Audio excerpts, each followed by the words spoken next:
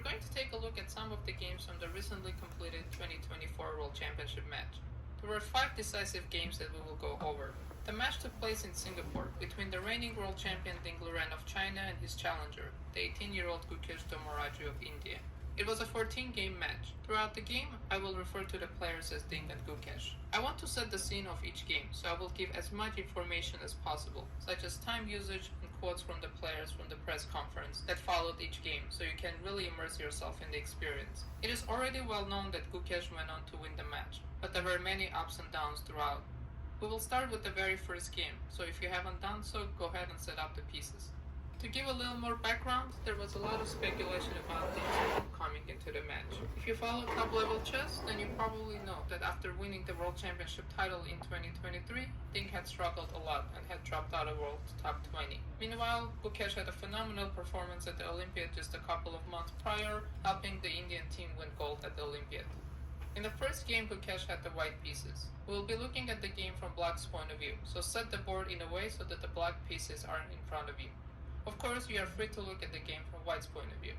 There will be several points in the game when we will deviate from the game and look at variations, then go back to the game. Please wait for the cues before moving the pieces. Refer to the app to ensure you set up the pieces correctly when going back and forth between variations. Let's get started. Gukesh opens with e4. Ding responds with e6. So we get the French defense. Even though this is something that Ding had played in the previous World Championship match, it is not his first choice of opening. Usually he starts with e5, and it is the opening he played against Gukesh earlier in the year. So for me, this was already surprising to see the French defense in the very first game. White responds with d4, and now d5. The e4 pawn is under attack, and White has several ways of responding. Of course, White can always play the exchange variation by taking on d5. White can also play the advanced variation by pushing the pawn, or defend the pawn on e4. One way is with knight d2, and the other is what was played in the game, knight c3. Theoretically, this is the most challenging move for Black, as not only is the knight defending the e4 pawn, it is also putting pressure on the center on the d5 pawn. Black responds with knight f6. Again, nowadays, theoretically, this is considered the best option for Black. One of the variations for White here is to play bishop g5, but Gukesh chooses e5. The knight goes to d7. White defends the center with f4. Black attacks the center with c5. And now the knight from c3 goes to e2. This might look like a kind of an awkward move, but the knight on c3, even though it was a good move and it was putting pressure on the center, is actually not very flexible. Because in this French defense positions, what White wants to do is to play c3 and secure the center, and in the future be able to recapture on d4 with a pawn. Black continues with knight c6, and now c3. So White has managed to secure the center, and if Black captures on d4, he will recapture back with the pawn. So after about a 25-minute thing, Ding plays a5. In a post-game interview, he said that he kind of remembered the main lines, but he didn't want to go into them because I think he was surprised by his opponent's choice of this knight c2 line. So he thought he's walking into some kind of preparation, so he came up with an idea of his own over the board. White continues very logically with knight f3. Black grabs some more space on the queen side with a4. Bishop b3. Bishop b7. Very logical moves, continuing the development. And now Gukesh plays a surprising move, g4. This is a very committal move because once the pawn goes to g4, it's not coming back. And this is the thing about pawn moves. They don't come back. And of course, it's a bit of weakening of the king side, but at the same time, the center is very secure, so it's hard to imagine how Black will take advantage of the weakened king side. And White's idea in the long term is to play f5 and attack Black. In the post-game interview, when Gukesh was asked about his move, he kind of gave a cheeky answer and he said, "You don't play a move like g4 unless you have looked at it before," or something along those lines, implying that this was part of his preparation. And if we compare the clock usage, then it tells us a story that Gukesh was better prepared in this position and he had seen it before. Ding responds with queen a5. At this point, think, was 45 minutes behind the clock, so Gukesh was in his preparation and also probably feeling very good because he was so ahead on the clock. Bishop goes to g2, and now a3. The point of this move is to cause some long-term problems on the queen side. Taking on a3 is really not desirable for white because after the queen retakes, there will be a lot of weaknesses on the queen side, so instead he plays b3. And now Ding captures on d4. So the question is how to recapture. Of course, the pawn cannot recapture because of the pin. The knight from e2 cannot recapture because the c3 pawn is hanging. White also doesn't really want to recapture with the bishop because it doesn't want to give up the bishop pair. And knight ft4 would be met with g5, which is a very typical pawn break in the French defense. So instead, white plays this really nice move, b4. The point of this move is to break this pin on the diagonal, so the queen is forced back, the queen goes to c7. And now he recaptures with the e knight. So at this point, Ding is an hour behind on the clock, but his next moves are very logical and just simply improving moves of the pieces. So he plays knight to b6. The knight is headed to c4, which is a really nice outpost. Gukesh castles. So knight goes to c4. The bishop slides back. And now bishop to d7.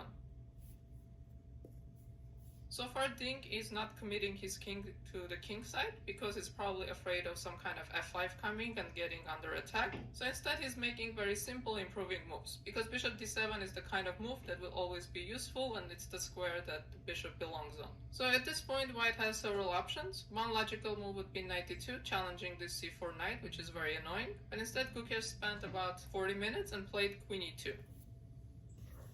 Of course, this move makes a lot of sense. White wants to play rook a1 followed by f5, so he secures the e5 pawn. Ding exchanges on d4. White recaptures on d4 with the knight. And now knight b2.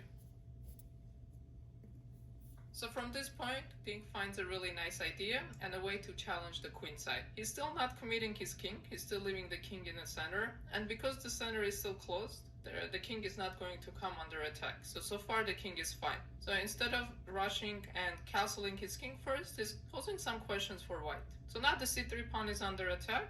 Gukesh defends it with the queen. And another logical move, rook c8.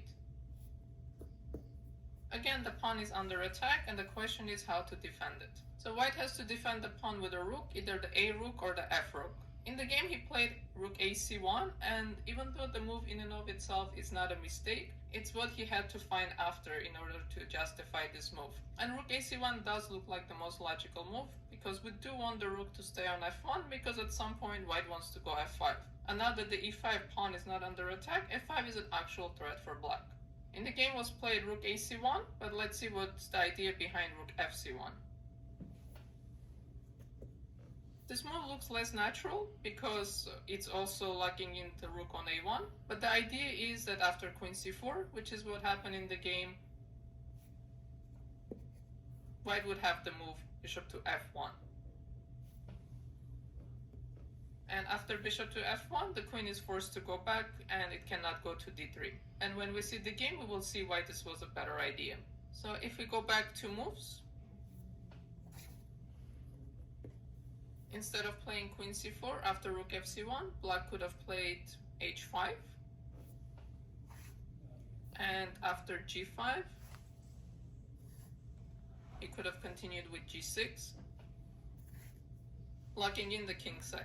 So now this f5 pawn break is not really coming in because we can simply recapture it, and now the position stays very locked. So in this type of position, it's hard to imagine either side really making any kind of progress, so most likely the game would have ended in some kind of a draw because neither side would be able to find a way to break through. Let's go back to the position after rook c8.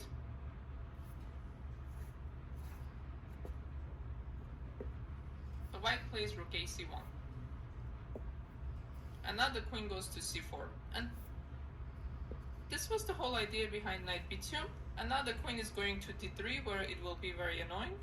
In general, black is very happy to trade queens here because first of all the king will be very safe. Without queens on the board, our king will not come under attack, and also he can start taking advantage of all the weaknesses that white has on the queen side. First being the c3 pawn, and the other one that is a bit more far away is the a2 pawn, and even though it's hard to imagine how that pawn can ever come under attack, if the c file somehow opens up, the black rook can maybe land on c2, or the bishop can land on c4 somehow. So white plays f5. So finally white manages to push the pawn, but now black has this nice move of queen d3. And after something, Gukesh decides to play queen to e1. So now the bishop joins the game from g5. Rook goes to c2. From here the rook stays defending the pawn, and now rook to c4. Black is threatening to capture the defender on d4, and after the knight is gone, the rook on c2 will be hanging.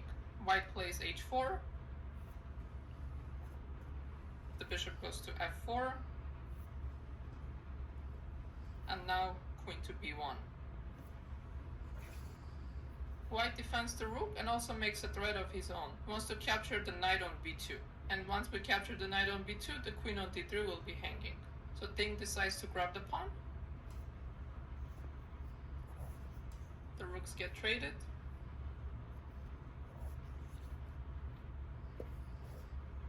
And now he captures the pawn on e6. So we have reached a critical point in the game, and a part of the game where Ting makes his only mistake. In the game he recaptured with the pawn, and it was a huge mistake because it gave an opportunity to Gukesh to turn the tables and get some serious counterplay. So what we will do, we will look at bishop takes e6.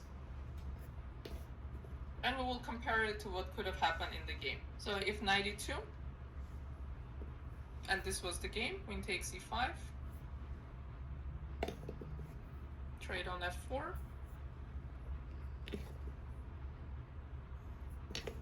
and after something like bishop c5, the queen will take on g4.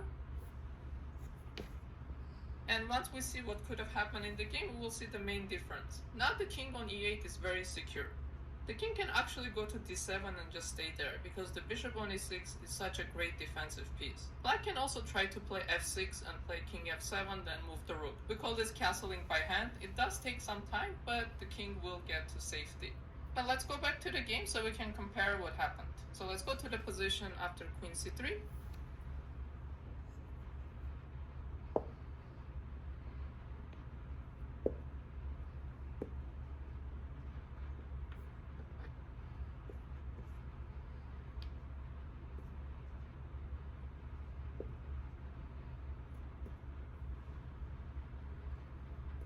You can look at the app to set up the pieces. So white captures on e6, and pawn recaptures. So in the game, Gukesh played knight e2, Ting captures on e5, we trade on f4,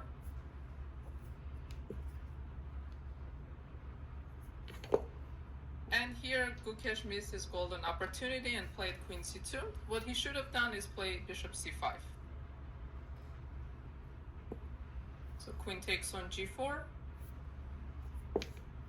and now queen to c2. And the difference compared to the position where the bishop on e6, the black king is much weaker, and it cannot really get to safety. So for example, if the knight rejoins the game and goes to c4, white has a really annoying move in queen f2. And the reason that this move is annoying is because white has a simple checkmate threat from f8. And again, compared to the position where the bishop was on e6, there was a pawn on f7. So the f file was not so open, and the black king had a way to get to safety. Now queen f8 is a very serious threat, and one that black doesn't really have a good way of dealing with. So now the king has to run. So king d8. Now white can try something like bishop b6. And even if we trade another pair of pieces,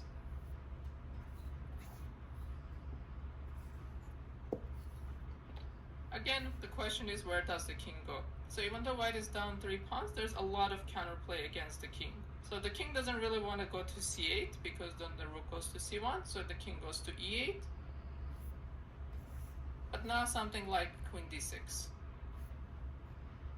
And because of the lack of safety of this king, it's very hard for black to make progress here. Another problem is that the rook on h8 is stuck. Black doesn't have to move the rook to f8. So it's not really clear how black is going to make progress here and going to utilize his extra pawns.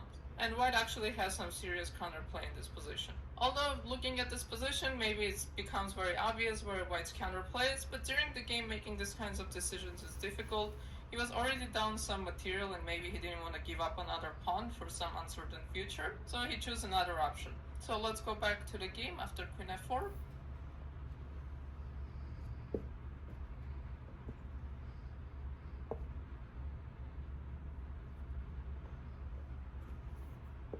Instead of playing bishop to c5, he plays queen to c2. And this was really the final mistake because after this, black consolidated his position and Gukesh no longer had any chances for a counterplay. So black plays queen to c4. Again, offering a queen trade. Of course, white doesn't want to trade queens because black is up 2 pawns and life would be very easy. So instead the queen moves. And now finally black castles. Now that the king has gotten to safety, black doesn't have any more issues and he's simply going to convert his pawns. Ding's conversion was really great and he showed us how to convert with extra material, meanwhile not giving any chances to the opponent. Bishop goes to d4, knight to d3, queen e3, black trades the rooks, bishop takes. So the d3 knight is under attack and it's under a pin, so it looks like black is going to lose material, but he has a very nice move, e5. Counter-attacking the bishop on d4 and also opening the 4th rank for the queen. If takes on d3, then we will simply take on d4 with the queen and force a queen trade. So instead, Gukesh takes on e5. Now queen takes on g4 with a check. Not only did black grab a pawn on g4 in front of the king, but also got out of the pin. White blocks the check. And now black brings in his last piece into the game. The threat is to simply play bishop e4 and pile on this pinned piece on g2. Gukesh plays bishop to g3. Bishop goes to e4 anyways. King to h2. And now black plays h6. This is really a very classy move. What black is doing here is securing his king and making sure that the king is never going to come under any threats. So looking at the position, it's not clear how the black king can come under any threats or what could possibly happen to the king because black has such good control of the position. But part of good technique is also thinking ahead and making sure your opponent just doesn't get any counterplay options. So he's making sure he's giving his king a square to run away to if white ever manages to check the king. So now there's the h7 square available to the black king. Gukesh plays bishop h3. Queen runs to d1. Bishop d6. Black decides to pick up another pawn. Queen c2 check. King goes to g3. And grab the pawn on a2. So I mentioned very early in the game that the a2 pawn could become a weakness, but it's also hard to predict how this pawn could come under attack. But now we see that once the position opened up, this a2 pawn was actually very weak. And the problem is, once this pawn falls, the a3 pawn is going to queen shortly. Gukesh plays bishop e6 check, and the king goes to h8.